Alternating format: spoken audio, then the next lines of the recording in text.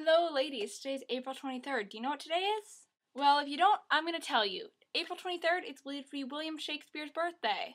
We're not actually sure, but he was baptized April 26, 1564, and babies were usually baptized 3 days after they were born. So we're pretty sure that April 23rd, 1564 was when William Shakespeare was born.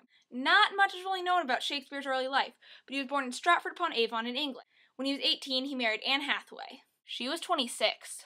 What a cougar. Shakespeare had 2 daughters and 1 son named Hamnet, but more on him later. So between 1585, when Hamnet and his twin sister Judith were born, and 1592, we don't really know anything about Shakespeare. Those are considered his lost years. So the lost years end in 1592, where we find Shakespeare in London as an established playwright.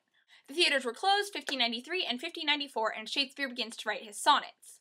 Then, in 1594, the theaters reopen, and Shakespeare is part of a theater company named the Lord Chamberlain's Men. He's a pretty well-known playwright in London, and he's writing plays and performing. But in 1596, Hamnet. I told you there'd be more on him later. He dies at the age of 11. We're pretty sure this is because of the bubonic plague.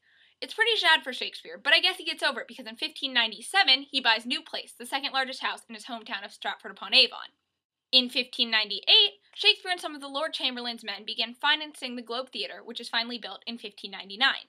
Lord Chamberlain's men began performing in the Globe almost instantly, but in 1603 they were renamed the King's Men after King James I. So Shakespeare's writing and performing for a while, doing his thing, but in 1613, the Globe catches on fire during a performance of Henry VIII when a cannon sets fire to the roof. It was quickly rebuilt by 1614, and the second Globe Theatre was open.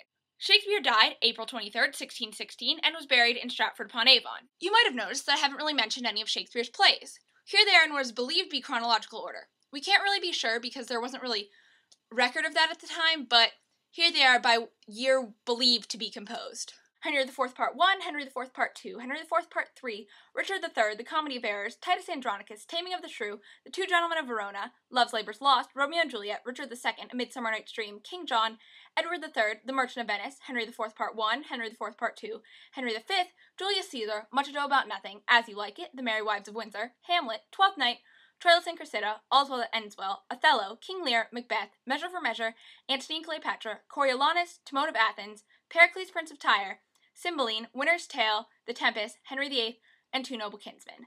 I hope I pronounced those right. Happy birthday, Shakespeare. Whoever's vlogging tomorrow, I'll see you then, and I will see me on Monday. Bye, guys!